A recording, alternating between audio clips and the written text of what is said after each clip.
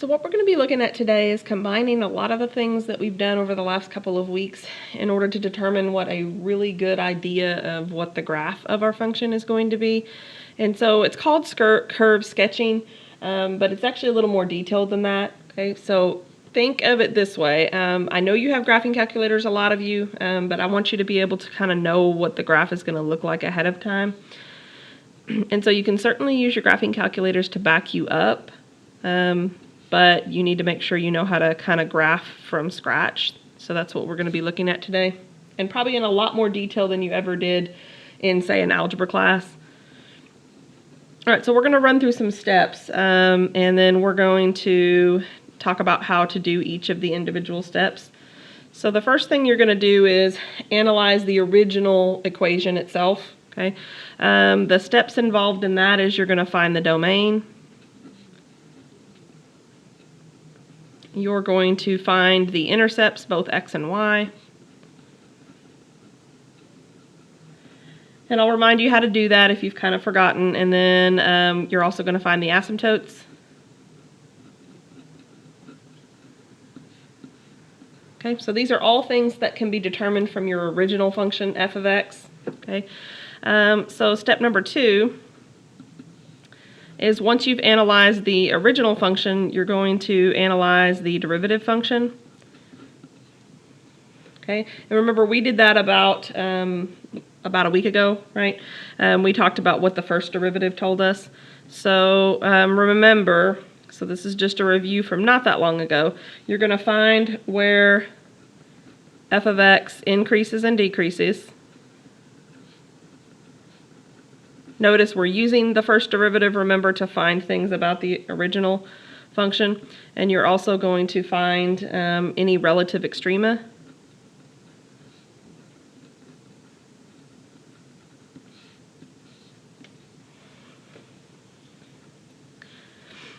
Step number 3 is you're going to analyze the second derivative. And that was just what we did in the very last lesson.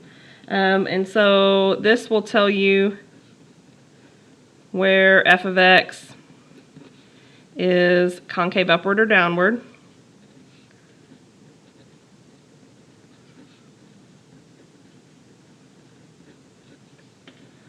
And then B, you're going to find any inflection points. And remember, inflection points are where you change concavity. Either you're going concave up and you change to concave down, or vice versa. And then last but not least, you're going to put all this information in graph form. You're going to graph it all. And then if you still have some pieces of your graph that you are unsure what it looks like, then you're going to choose additional points. But to be honest, you're not going to know if you need this or how many of these you need or where you need them until you graph what you have. Okay, so steps 1, 2, and 3 are to find out what information you know from the original function, from the derivative, from the second derivative, and then if needed, we'll add more points in step 4. All right, so let's just get to it. We're going to get to some examples of this. And again, you're going to find that I'm not going to show the graphing calculator too much other than to check our answer. And so it would be good if you could kind of try to think that way also. All right, so we're going to try to figure out what this graph looks like. So step 1 is we're going to analyze the first derivative, right? So the first thing is we need to find the domain. So on MyMathLab, it'll ask you for all of these stages, but the domain of a polynomial is just negative infinity to infinity, okay? Remember, in domain, you're trying to find out where x is allowed to be, and in a polynomial, x is allowed to be anything at all, okay? For B, you need to find the intercepts. So let's start with the y. To find either intercept, you set the other variable equal to 0. So if I want the y-intercept, I will set x equal to 0. So in other words, I'm going to find f of 0. So that's 0 squared, or cubed, sorry, times 6 times, or minus 6 times 0 squared, plus 9 times 0, plus 2. So you end up getting y equals 2. So that is the point 0, 2. Okay, I'm going to circle both forms because I don't remember if MyMathLab wants it as y equals 2. I'm almost positive it wants it listed as a point here. So for the x-intercept, you're going to set y equal to 0. Okay, so we're going to solve for 0 equals x cubed minus 6x squared plus 9x plus 2. So for these, I don't really want to go into too much detail on this. I want you to factor if possible. So I want you to see, hey, is there something I can pull out of all of these terms, or maybe can I factor by grouping? But notice none of those is really possible. And really for the time constructs of this class, I don't want to go into all the algebra here. Here we can't factor. It doesn't mean there's no intercepts. Okay, so we're going to use the calculator to find the x-intercepts. Okay, I put a S there because there could be more than one. Okay, so we're just trying to find pieces of the graph anyway. So I'm going to show you on the calculator how you can find that. Now you can use algebra. It's not that you cannot find the x-intercepts, it's that I don't want to go over a whole week's worth of lessons, which is about what it would take for us to talk about how to find them in all cases. So we're going to kind of look at what the graph looks like, but remember we're trying to graph kind of without this thing. Notice it only crosses what looks like one time. So the way that you can find roots is you can go second trace, because above trace, if you notice, it says CALC, which stands for calculate. And what you're looking for are the zeros. And so all you do is move your little cursor somewhere to the left of where you think the 0 is. And then move your little cursor somewhere to the right, and then just kind of keep pressing enter. And so we end up getting an x-intercept of about negative 0.2. Okay, I know it's hard for you to see, it's probably impossible really, and I can't really zoom in easily, but we're just getting this from the calculator. Okay. If you don't have a calculator at home, you can just skip this part. But that's only if it's not factorable. In other words, if it is factorable, I want you to do it. If it's not factorable, then you can just kind of set that point to the side, okay? But the value that we get is about negative 0.2.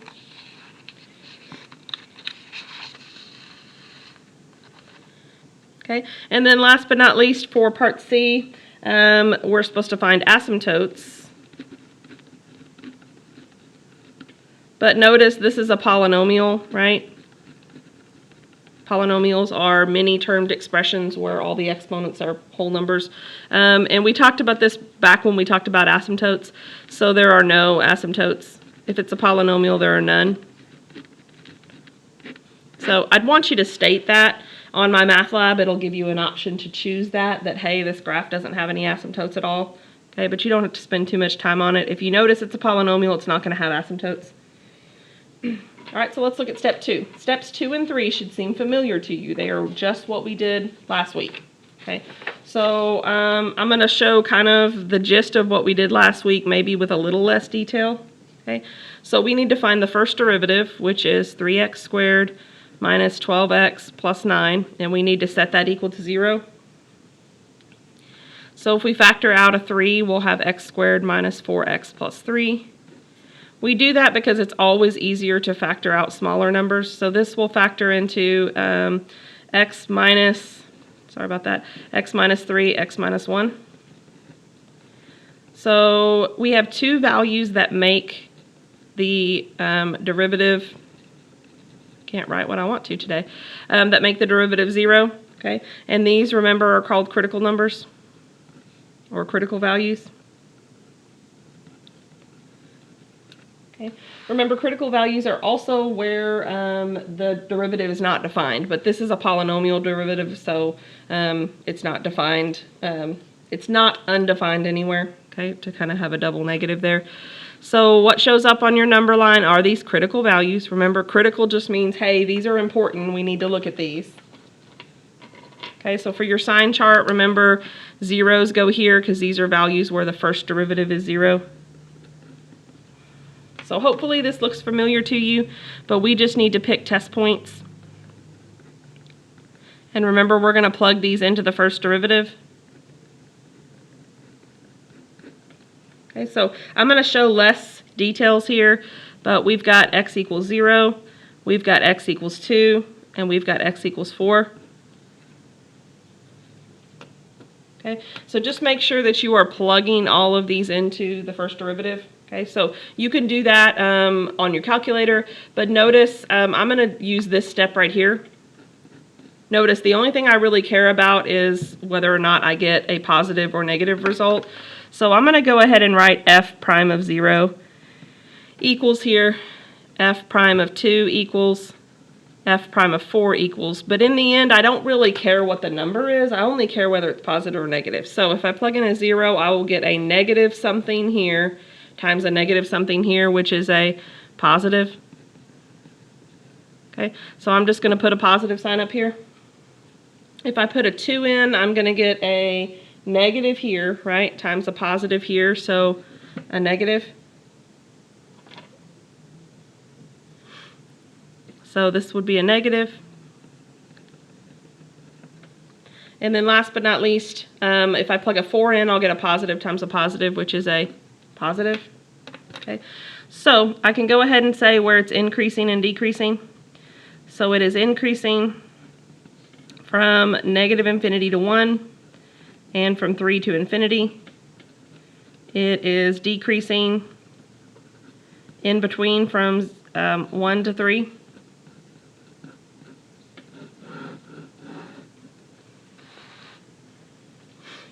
Okay, so let's see if we have any maxes or mins. You just refer to your number line. Notice we were increasing, right, and then we switched to decreasing. So there's a max here. Okay, on the number line here we were decreasing, we switched to increasing, so there's a min here. So if you don't know where I'm getting that, you need to go back maybe to 12.1 video lecture. Okay, that'll probably help a little bit. So now we just need to find like the full points. So we just need to find f of 1 and f of 3. So I'll show it for this one, but in the future I might kind of shortcut this. So I'm plugging 1 into the original function because I need to know the y pair for that x equals 1. So use a calculator and you'll get 6. And here you're going to plug in 3. So 3 cubed minus 6 times 3 squared plus 9 times 3 plus 2. And that's going to give you 2. So that means 1, 6 is the relative max, and 3, 2 is the relative min.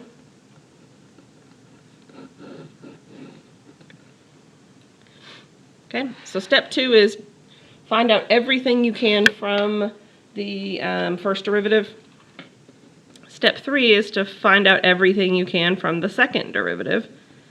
So the second derivative, so come back up here and take the derivative of that, right? So it would be 6x minus 12, and we're going to set that equal to 0. Notice when we do, we get x equals 2. And remember, we're also supposed to check to see if do we have any values that make the second derivative unable to be found or undefined. Okay, but we don't. So this is the only number that shows up on the number line. Remember, we don't call this a critical value because it's the second derivative, and we don't really know if it's an inflection point either. We have to find out about signs. So for this, we're going to plug into the second derivative.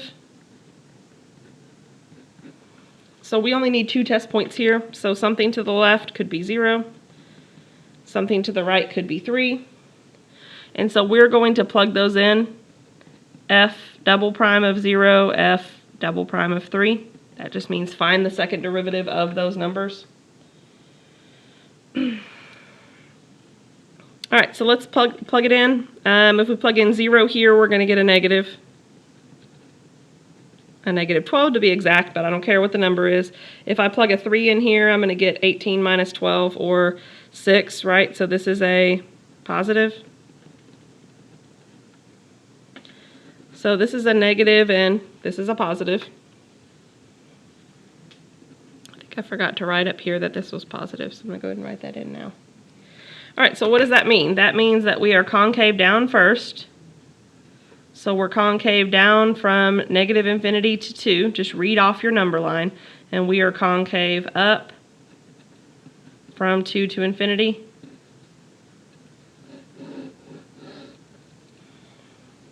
Okay, so last but not least for step 3 is, do we have any inflection points or not? Okay, we have inflection points if we have a sign change. Okay, notice we do have a sign change. Oh, and we probably should have listed this, right? There's a 0 there. Remember, if it's not defined, then we can't say it's an inflection point.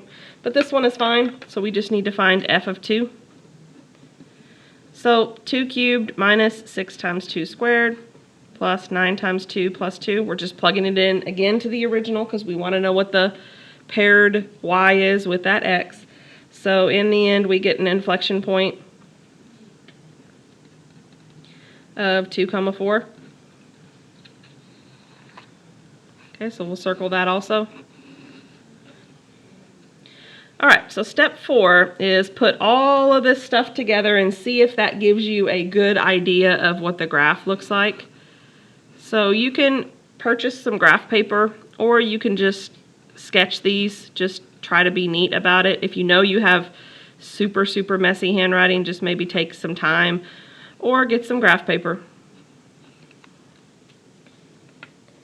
All right, so we need to go through all of the things that we just found and kind of mark them. Okay, so I'm going to start at the top with step 1. I know the domain is negative infinity to infinity. That just means the graph doesn't start and stop. It goes everywhere. I know it has a y-intercept of 2, and it has an x-intercept of negative 0.2. Okay, so I'm going to mark the intercepts first. I don't have any asymptotes, right? So I'm just going through all the information again. Okay, so now let's go to step 2. I know that it has a max at 1, 6. So notice I need to go up one more, right? So I have a max at 1, 6. It's probably good if you go ahead and label this the max, just to kind of tell yourself, hey, I don't need to go any higher than this, okay, at least in the middle section anyway. And then 3, 2 is going to be the relative min. Remember, relative just means it's the min for that section. Okay, so now we can pay attention to the increasing and the decreasing, right? And I think we can actually kind of draw what this graph is doing a little bit at least. We know that it's going up, it's increasing, right? So we know that, I'm just going to kind of give myself some notice. I know that it's going up, okay? And then here I know that it's going to be going down, right? But then in the end, I know that it has to be going back up, okay? If you look at your increasing, decreasing intervals right here, we know after 3 it goes back up again, okay? And then lastly, concavity. We also know that it is, let's mark the inflection point. Inflection point is actually something really helpful if you figure out how to draw it. So this is the inflection point. Okay, so in other words, the graph needs to change concavity right here. Okay, and notice it was concave down first, so it's going to be roughly, I'm going to kind of sketch it really, really lightly. It's going to be concave down here, right? And then it's going to change to concave up here. Okay, so I know I do that lightly because I'm going to choose some additional points just to make sure that my slope is right and that I'm going up in the right steepness. So notice I have a lot of points here. Like I kind of know what the graph is doing here, but maybe it might be helpful if I knew what it was doing to the right and maybe to the left. So this is where you use your judgment. On MyMathLab, I think it's going to pick values for you, but when you're doing this on your own, you just have to decide which points you want. So I'm going to pick -1. I'd like to know what it's doing at -1. And I'm going to pick 4 because I'd like to know what it's doing over on the right. And then just use your calculator and plug this into the original function. You'll get -14 here, and you'll get 6 here. Okay, the only point in these additional points is just to kind of give you an idea, am I on the right track or not? Okay, so I think we were on the right track. I'm going to show this graph in different colors. So this piece definitely does something like this. Okay, notice this, -1, -14 means it's really sharp, right? It's like all the way down here. Okay, so I'm going to do this half of the graph again in another color so you can kind of see. And we just need to be really steep here because by -1, it's all the way down to -14. Okay. And notice if you check through all your information, right, we are increasing until we hit 1, then we're decreasing from 1 to 3, then we're increasing after 3, so that's a check. Okay. We are concave down from here this way, right? So -infinity to 2 is when we change to an upward curve, an upward opening curve. So I think we're kind of good to go there. Okay. Of course, you could check this on your graphing calculator, but I would be looking for these kinds of things on test 2. I'll be looking for, did you really clearly mark the inflection points? And does it look to me like you sketched the graph by hand? That's what I'm going to be looking for. Okay. Okay, so let's go ahead and look at another one. We're going to look at really multiple types of graphs today. So if you can graph kind of one of each of them, then I think you know what I want you to know for this section. All right, so let's say I told you to graph this function, f of x equals x plus 1 over x minus 1. So again, we're going to run through these steps. So step A of part 1 is to find the domain. Notice we do have an issue with the domain here, right? We know that x cannot be 1 because if x were 1, it would make the denominator 0. Okay? So the domain is -infinity to 1 and 1 to infinity. In other words, I need to skip over 1. I just need to figure out what that means. Okay, now let's find the intercepts. So same as last time, if I want the y-intercept, I'm going to set x equal to 0. And if I want the x-intercept, I'm going to set y equal to 0.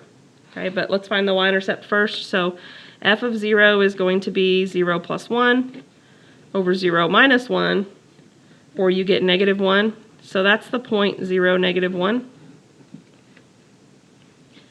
For the x-intercept, you will set y equal to 0. So you will say 0 equals x plus 1 over x minus 1. Okay, a little algebra review here. If you want a fraction to be 0, we already talked about this last week, but you want the numerator to be 0, remember? So if I set x plus 1, the numerator equal to 0, I will get x equals -1. So notice that's the point -1 comma 0. Okay, it's just coincidental that these two are the same number. The x and the y-intercept definitely don't have to be the same number. It's just the structure of the problem that I picked. And then last but not least, do we have any asymptotes? Okay, so we have two types of asymptotes. Okay, remember with a polynomial we kind of scooted past this step because it was a polynomial and it wouldn't have any, but a function that is a fraction probably will have some. So remember for the vertical asymptote you set the denominator equal to 0. So you're going to say x minus 1 equals 0 or x equals 1. Okay, that's the vertical asymptote. For the horizontal asymptote, you have to find the limit as x approaches infinity of x plus 1 over x minus 1. So I'm just going to say this. You want to show your work using limits. Okay. In other words, you're going to do this thing. I'm going to show one step and then we're just going to kind of go to the answer. You're going to put everything over the highest power of x that we have in the denominator. But then if you do that, and sorry, I forgot to put that over x. Okay, these two are going to go to 0, but these are going to be 1 over 1. So the limit is just y equals 1. Okay, I didn't show all the painstaking steps for that. You need to go back to Unit 1 where we talked about limits if that's a little shaky for you. So that was really just intended to be a review. All right, so step 2, we need to find the first derivative. Notice because the original's a fraction, the first derivative is going to require quotient rule. Okay, so quotient rule is bottom times derivative of the top, but the derivative of the top is just 1, minus the bottom times the derivative of the top, bottom, I said that wrong. Bottom times derivative of the top, right, minus top times derivative of the bottom. Okay, so I wrote it down right, I just said it wrong. And then it's all of that over the bottom squared. So don't make this harder than it should be. This is just distributive property, but when you're multiplying by 1, nothing really happens, right? So this is just going to be x minus 1. Don't forget this minus sign does distribute, though. So this would be minus x minus 1 all over the denominator. But notice that if we cancel the x's out, we're really just left with negative 2 over x minus 1 squared. So we are supposed to be setting that equal to 0. Okay, we had some like this last week, but notice this is never going to equal 0. Okay, so the first derivative can't equal 0. Okay, but remember there is still a way that we can find a critical value. Okay, x is not able to be 1, so this is still a critical number.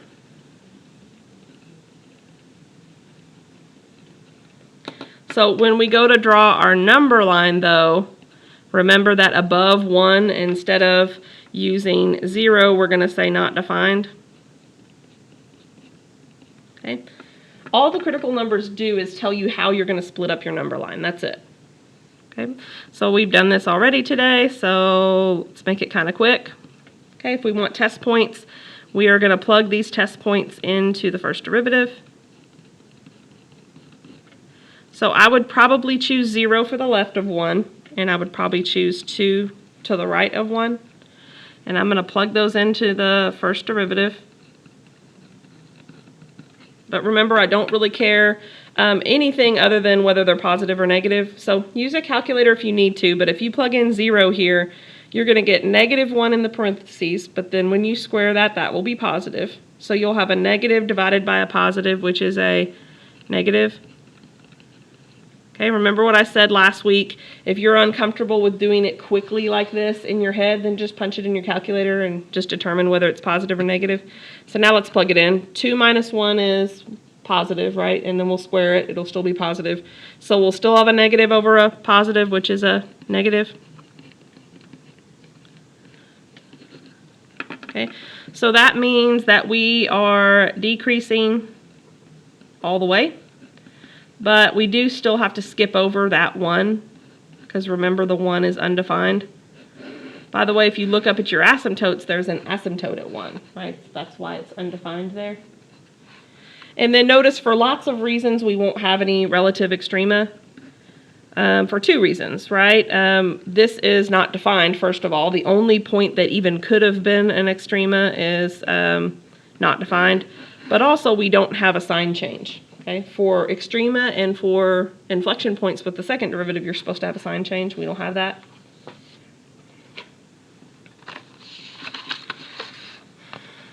All right, so the final step before we put all this to the graph and see if we need any more points. So we've got f prime of x.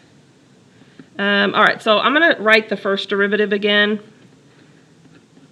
So I hope you'll pay attention to this. We don't have to do quotient rule again if we don't want to. Okay, the first derivative could be rewritten like this. So instead of writing it in the original fraction form that we got from step 2, we can just rewrite it like this, right? And then finding the second derivative is quicker because we can just move the power out to the front and reduce the power by 1. And then don't forget to multiply by the derivative of the inside. Notice that's just 1 though. So I end up getting 4 over x minus 1 cubed. So we're supposed to find out where this is 0. But just like step 2, it can't be, right? So that means the second derivative cannot equal 0. Okay, but that doesn't mean we're dead in the water. We still have to consider the off-limits value. Okay, x still can't be 1.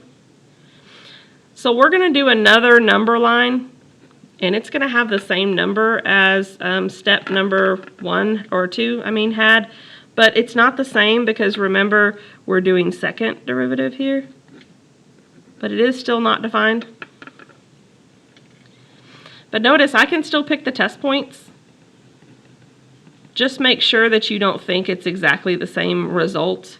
Okay, so you're going to plug into the second derivative this time. So I can pick x equals 0 and x equals 2, but I'm not evaluating the same thing. I'm plugging them into the second derivative. So the second derivative of 0, notice if you plug in 0, you're going to get a negative cubed, right? So that's a negative, okay? So this is going to be a negative result. So I'll put a negative there. And then the second derivative at 2 is going to be a positive. So plug 2 in, right? You'll get a positive over a positive. So notice the graph was decreasing always, but it does change concavity. So it is concave down from negative infinity to 1, and then it is concave up from 1 to infinity.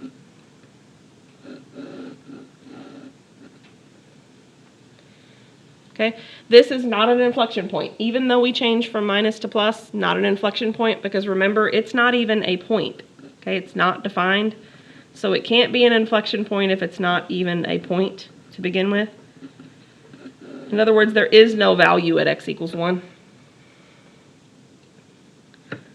Okay, so here is where you put all your stuff together and you decide for yourself, you know, do I have enough information or do I need to pick some additional points or not?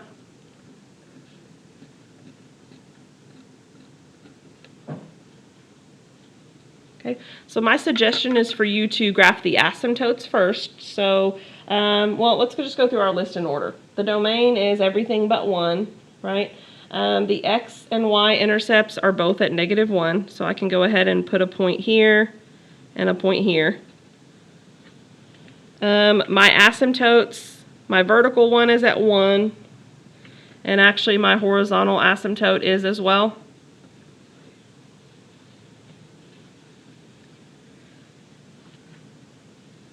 Okay, so let's go on to step 2. I know the graph is always decreasing, right? So that means it needs to be going down, right? And then even over here it needs to be going down, okay? Not sure that really tells us everything we need to know. And then we also should know that this piece is concave downward. So actually, I think we already know what we need to about the left side. Okay, notice that we are concave down, so I'm just going to kind of write that down. We're concave downward just like we should be. So maybe with a pencil, we know that it needs to be concave upward here, right? We know it needs to look like something of that nature, but what we don't really know is exactly what it's going to look like. So here's where you pull out some additional points. So let's talk about what points we would probably like to know about. I don't need any points over here. I already drew this piece, okay? I can't pick 1 because that's where the asymptote is, so maybe 2 and 3. Okay, let's not make this too challenging.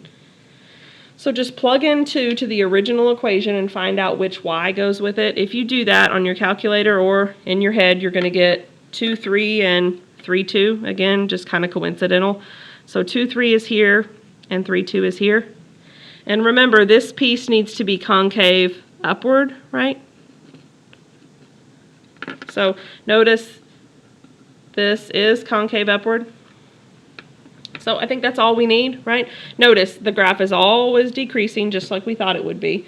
It's concave downward here, it's concave upward here. We don't have any inflection points, maxes or mins, to really talk about, so I think we're good to go. Notice in these last 2 examples, certain things in example 1 were a little more challenging, and then certain things in example 2 were a little more challenging, but usually one graph doesn't have everything. You won't usually find a graph that has, you know, maxes and mins, inflection points, and asymptotes. It's not going to have all of it, okay? But you still need to kind of run through the list and determine what you think it has and what you think it doesn't have.